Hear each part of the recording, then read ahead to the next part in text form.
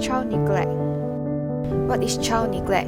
Child neglect is a form of child abuse. It is a failure to provide for a child's basic needs. Neglect may be physical, for example, lack of appropriate supervision or failure to provide necessary food, shelter, or medical care. Secondly, educational. Education includes failure to educate a child or attend to special education needs. Thirdly, emotional. Emotional includes inattention to a child's emotional needs or exposure to domestic violence. What causes child neglect? Causes of child neglect may result from several parenting problems, including mental disorders, unplanned pregnancy, substance abuse, unemployment, overemployment, domestic violence, and in special case, poverty. Experience of child neglect. Child may be left at home alone, which can result in negative consequences. Being left at home alone can leave young children feeling scared, vulnerable, and not knowing when their parents are going to return. The frequency and duration of being left at home may be ranged from every evening to several days or even weeks at a time. Also, young children may not be provided with a suitable amount of decent food to eat, which is another form of neglect. Children have reported being provided with moldy food or not having any food in the house, or they were given in an insufficient amount of food. Basic signs of neglect: dehydration, malnutrition, untreated bed sores, and poor personal hygiene, unattended or untreated health problems, hazardous or unsafe living conditions, for example, improper wiring, not heat or running water, unsanitary and unclean living conditions, for example, dirt, fleas, lice on person, soil bedding, fecal or urine smell, inadequate clothing, and individuals' report of being mistreated.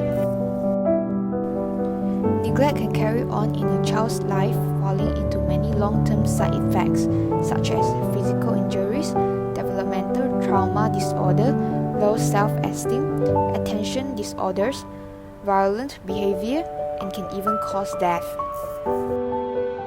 Neglect can have affect the body physically by affecting a child's development and health, sometimes leading to chronic medical problems. Children experiencing neglect often suffer from malnutrition, which causes abnormal patterns for development.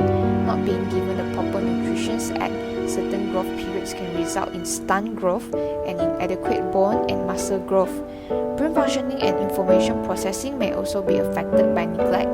This may lead to difficulty in understanding directions, poor understanding of social relationships, or the inability to complete academic tasks without assistance.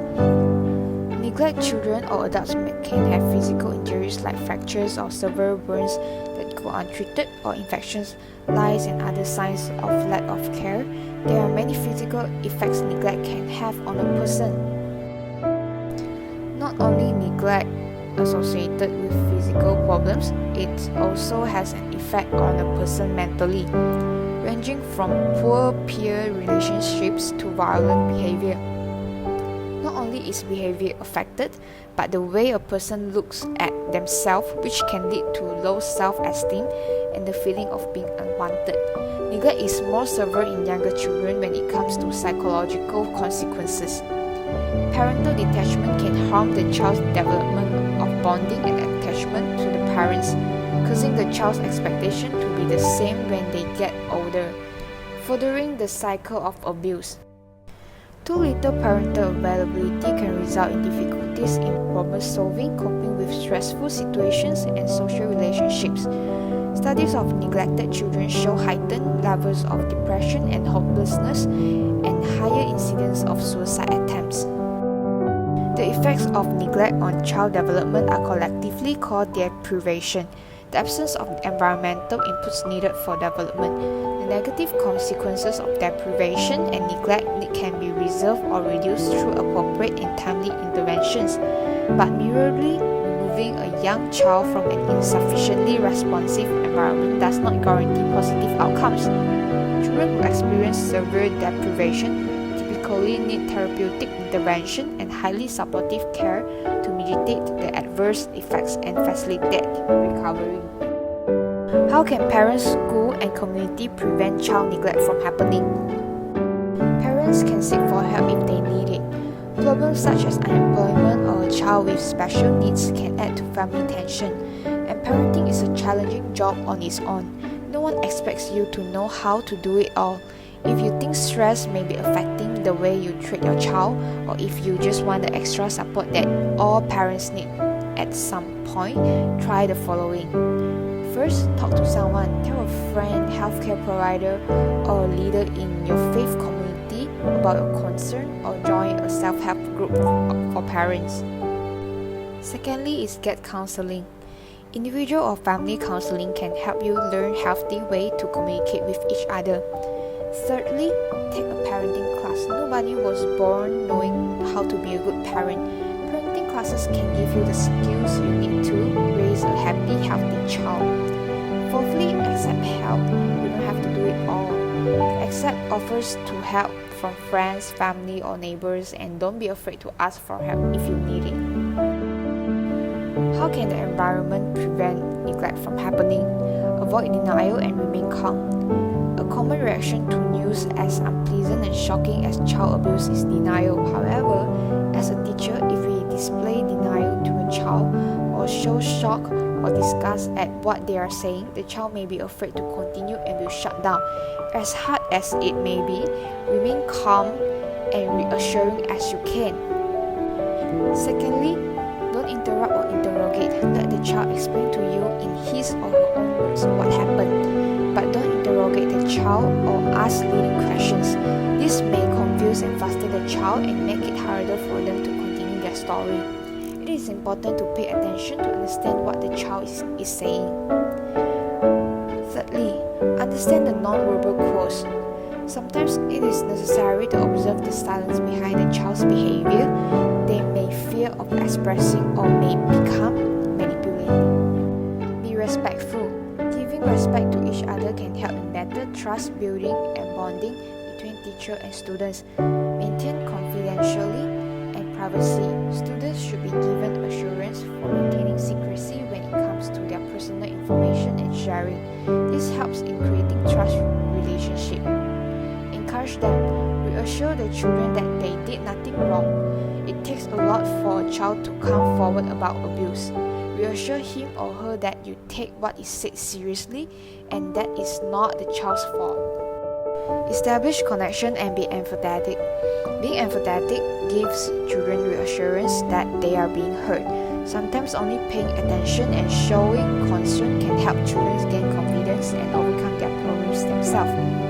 Be supportive. Examine your behavior for being a support to the child. Abuse is not just physical. Both words and action can inflict deep, lasting wounds. Be nurturing. Use action to show children and other adults that conflicts can be settled without hitting or yelling. Know the signs. Unexplained injuries aren't the only signs of abuse. Depression, fear of certain adults, difficulty trusting others or making friends, sudden changes in eating or sleeping patterns, inappropriate sexual behavior, poor hygiene, secrecy, and hostility are often signs of family problems and may indicate a child is being neglected or physically, sexually, or emotionally abused. Building gateway to prevention in your community. Reach out to kids and parents in your community. Anything you do to support kids and parents in your family and extended community helps to reduce the likelihood of child abuse and neglect. Remember the risk factors. Child abuse and neglect occur in all segments of our society, but the risk factors are greater in families where parents are isolated from their families or communities, have difficulty controlling their anger or stress, appear uninterested in the care, nourishment, or safety of their children. Recognize the warning signs.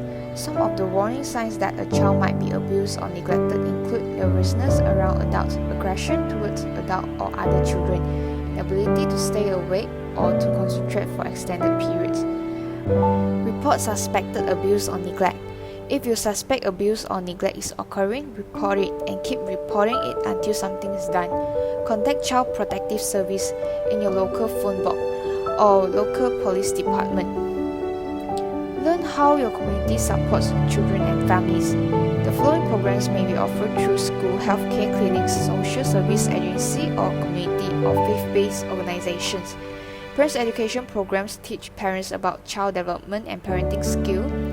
Home visiting programs provide social support, education, and crisis intervention to families at risk of abuse. Real Baby programs provide health and education service to new parents.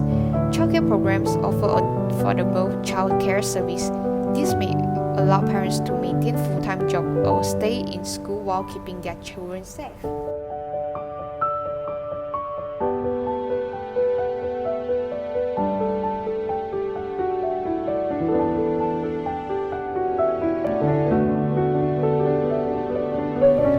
While child abuse and neglect is a significant public health problem, it is also a preventable one.